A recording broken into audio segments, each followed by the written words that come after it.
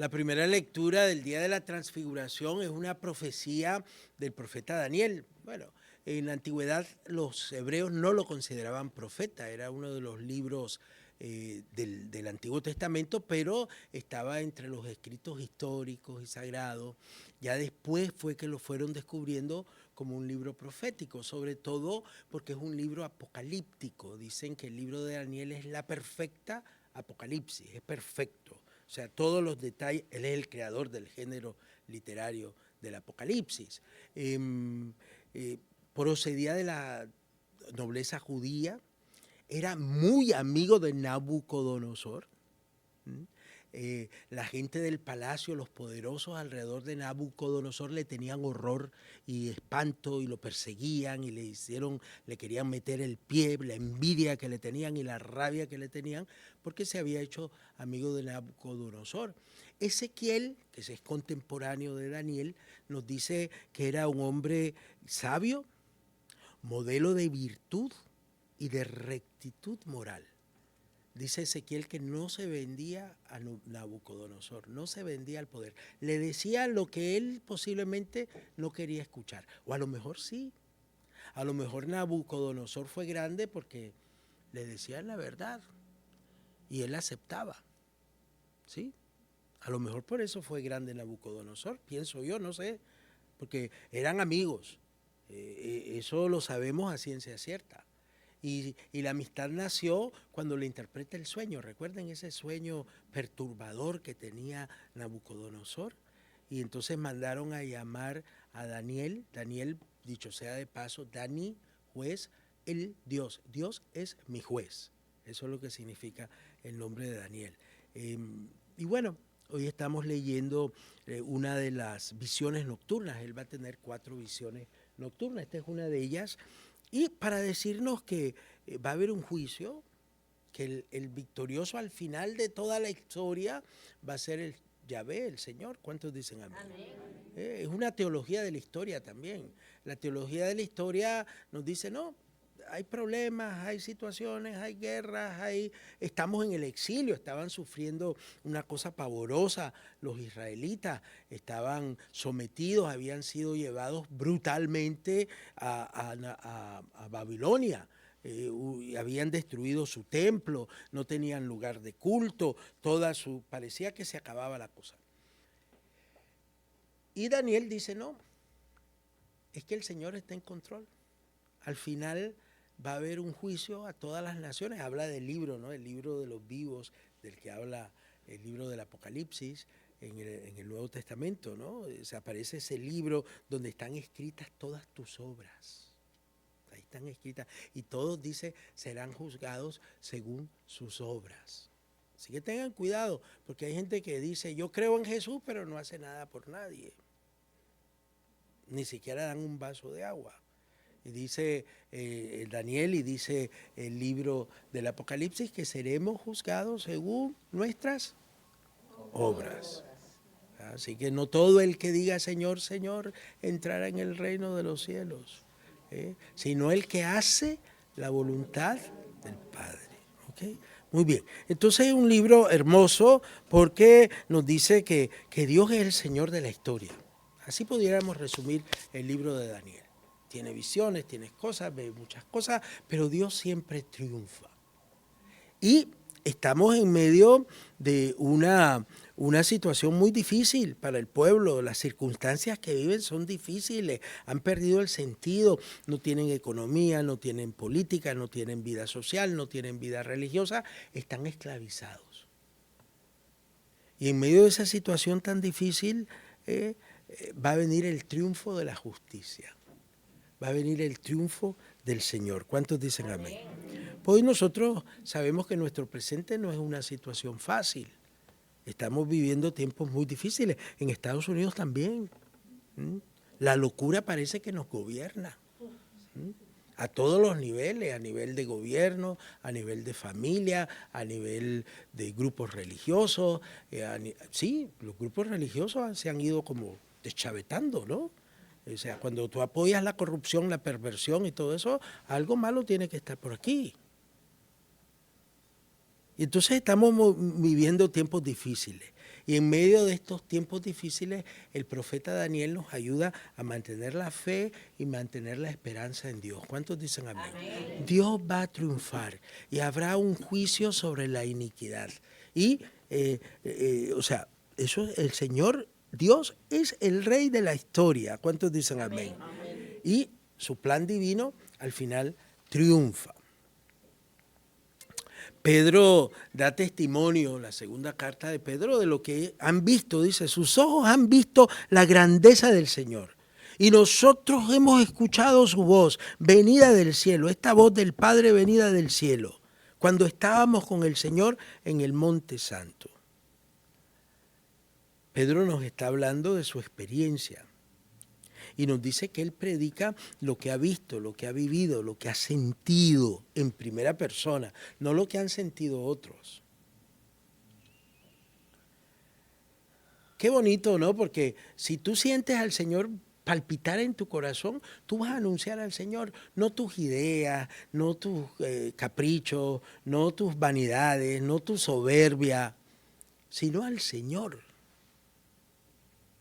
Entonces sería bueno que nos preguntáramos, ¿tenemos hoy nosotros esa experiencia del Señor resucitado que nos transforma la vida, que se hace presente, que nos acompaña, que en medio de la tormenta, de las pruebas, de las dificultades, viene con nosotros? Si tenemos esa experiencia, entonces si podemos contemplar esa experiencia del Señor, entonces podemos anunciar la gloria del Señor.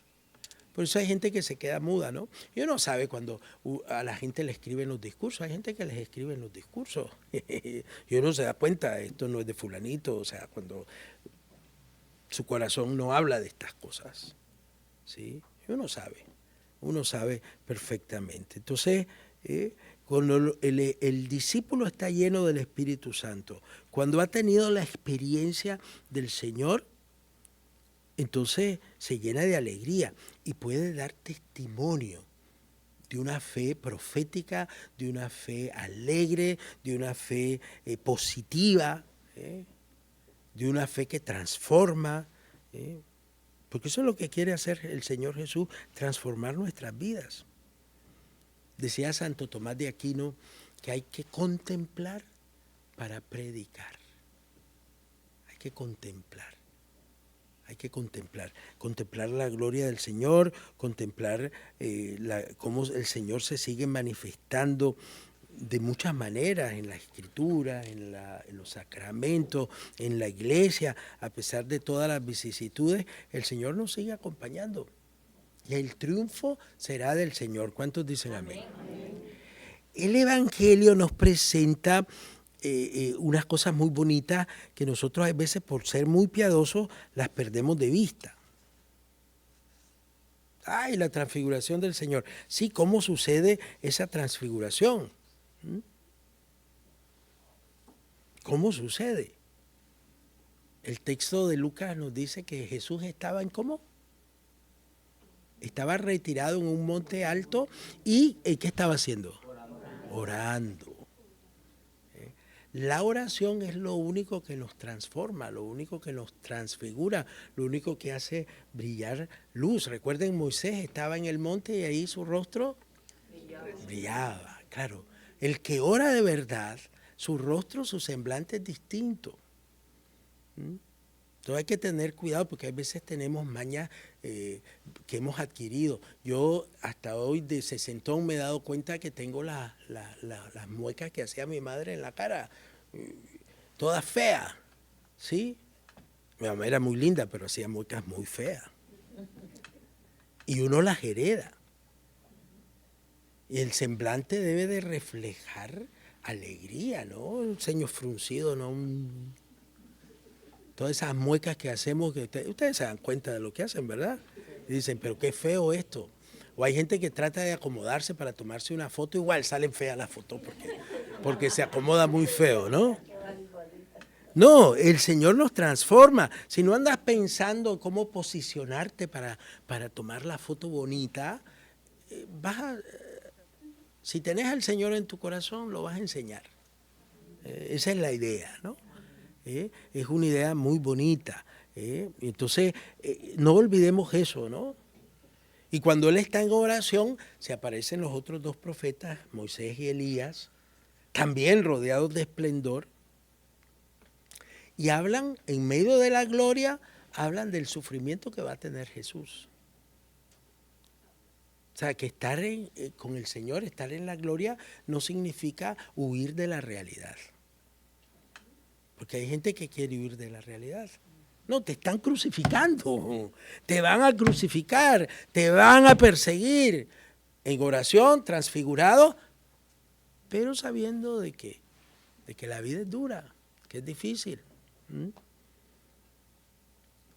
También nos dice que cómo estaban los discípulos que estaban con el Señor, Pedro y Santiago. ¿Cómo estaban? Estaban cansadísimos. Estaban...